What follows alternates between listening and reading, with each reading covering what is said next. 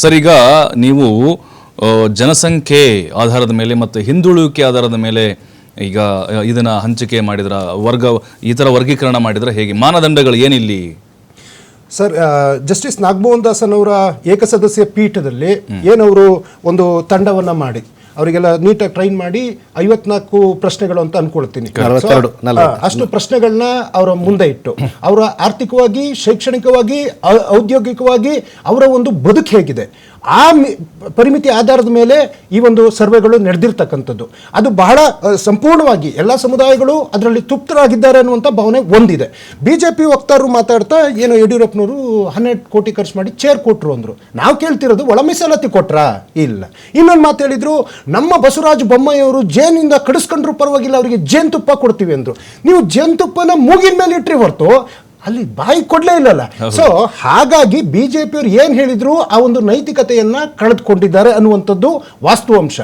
ಇವತ್ತು ಸರ್ವ ಸಮಾಜವನ್ನ ಜೊತೆಗೆ ಕೊಂಡೋಗಬೇಕು ಅನ್ನುವಂಥದ್ದು ನಮ್ಮ ಕಾಂಗ್ರೆಸ್ನ ನಿಲುವು.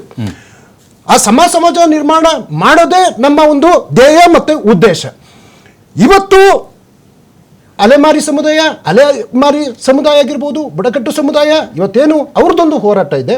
ಖಂಡಿತವಾಗ್ಲೂ ಮುಂಬರೋದಿಂದಲ್ಲಿ ಅವರಿಗೆ ನ್ಯಾಯ ಕೊಡ್ತೀವಿ ಅನ್ನುವಂಥ ಭರವಸೆಯನ್ನು, ಯಾಕೆಂದ್ರೆ ಸಿದ್ದರಾಮಯ್ಯನವರು ನುಡಿದಂತೆ ನಡೆಯುವಂಥ ವ್ಯಕ್ತಿ, ನಮ್ಮ ಕಾಂಗ್ರೆಸ್ ಸರ್ಕಾರ ನುಡಿದಂತೆ ನಡೆಯುವಂಥ ಸರ್ಕಾರ.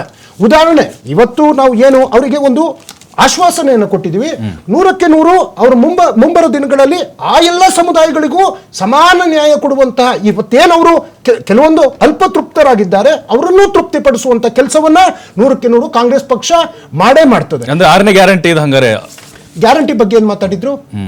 ಗ್ಯಾರಂಟಿ ಇವ್ರು ಕೊಡಲ್ಲ, ನಿಮಗೆ ದುಡ್ಡು ಬರಲ್ಲ, ನಿಮಗೆ ಬಸ್ಸಲ್ಲಿ ಟಿಕೆಟ್ ತಾಳ್ತಾರೆ, ನಾಳೆ ಕಟ್ ಮಾಡ್ತಾರೆ, ಕರೆಂಟ್ ಕೊಡಲ್ಲ, ಪ್ರತಿಯೊಂದು ಹೇಳಿದ್ರಲ್ವಾ.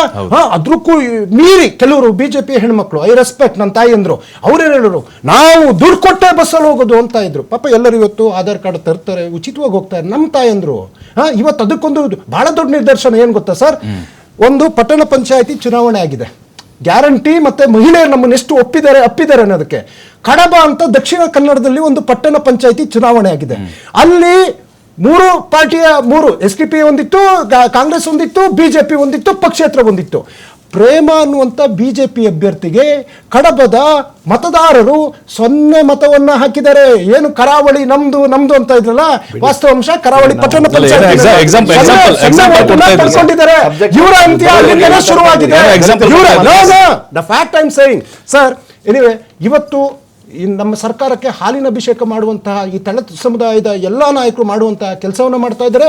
ಅವರ ದಶಕಗಳ ಹೋರಾಟಕ್ಕೆ ಇವತ್ತು ಧರ್ಮಸಿಂಗ್ ಅವರ ಕಾಲದಲ್ಲಿ ಸದಾಶಿವ ಆಯೋಗ ಮಾಡಿದ್ದು ನಾವೇನೆ. ಇವ್ರು ಹೇಳಿದ್ರು ಅವ್ರು ಯಾಕೆ ಮಾಡಕ್ಕಾಗ್ಲಿಲ್ಲ ಅಂದ್ರೆ ಬರೀ ಕ್ರೆಡಿಟ್ ಅನ್ನು ತೆಗೆದುಕೊಳ್ತಾರ ಅಂತ ಅಷ್ಟೇ. ಬಿಜೆಪಿ ಅವರು, ಯಡಿಯೂರಪ್ಪನವರು ಮುಖ್ಯಮಂತ್ರಿ ಆಗಿದ್ರೋ ಇಲ್ವೋ? ಹೌದು. ಅವಾಗ್ಲೇನೆ ಕುಮಾರಸ್ವಾಮಿ ಮತ್ತೆ ಯಡಿಯೂರಪ್ಪ ಜೊತೆಗೆ ಸಮ್ಮಿಶ್ರ ಸರ್ಕಾರ ಮಾಡಿದ್ರೋ ಇಲ್ವೋ? ಸದಾನಂದ ಗೌಡ್ರ ಆದ್ರಲ್ವಾ, ಜಗದೀಶ್ ಶೆಟ್ಟರ್ ಆದ್ರಲ್ವಾ?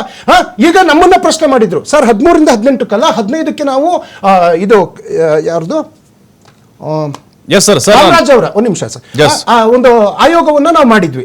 ಆದ್ರೆ ನಮಗೆ ರಿಪೋರ್ಟ್ ಕೈ ಸೇರ್ಲಿಲ್ಲ. ಖಂಡಿತವಾಗ್ಲೂ ಇವತ್ತು ನಾವು ಇಲ್ಲಿ ಕೇಳೋದಕ್ಕಿಂತ ಇವ್ರೇನಂದ್ರು, ನೀವು ಅದನ್ನೇ ಈಗ ಅನುಷ್ಠಾನಕ್ಕೆ ತರಬೇಕು ಅಂದ್ರು. ಆದ್ರೆ ಕಳೆದ 10 ವರ್ಷದ ಅವರ ಆರ್ಥಿಕ ಸ್ಥಿತಿಗತಿಗೂ, ಶೈಕ್ಷಣಿಕ ಸ್ಥಿತಿಗತಿಗೂ, ಔದ್ಯೋಗಿಕ ಸ್ಥಿತಿಗತಿಗೂ, ಸಾಮಾಜಿಕ ಸ್ಥಿತಿಗತಿಗೂ ಬಹಳ ವ್ಯತ್ಯಾಸ ಇರೋ ಕಾರಣ ಹೊಸದಾಗಿ ಈಗಿನ ಪರಿಸ್ಥಿತಿಗೆ ತಕ್ಕಂತೆ ನಾವು ಈ ಒಳ ಮೀಸಲಾತಿಯನ್ನ ತಂದಿದ್ದೀವಿ ಅನ್ನುವಂತ ಹೆಮ್ಮೆಯಿಂದ ನಾವು ನುಡಿದ್ವಿ, ನಾವು ಮಾಡಿದ್ದೀವಿ ಅನ್ನುವಂತ ಆ ಪ್ರೌಡ್ ನಮಗೆ ಕಾಂಗ್ರೆಸ್ ಪಕ್ಷಕ್ಕಿದ್ದೇ ಇದೆ ಸರ್. ಖಂಡಿತ ಸರ್.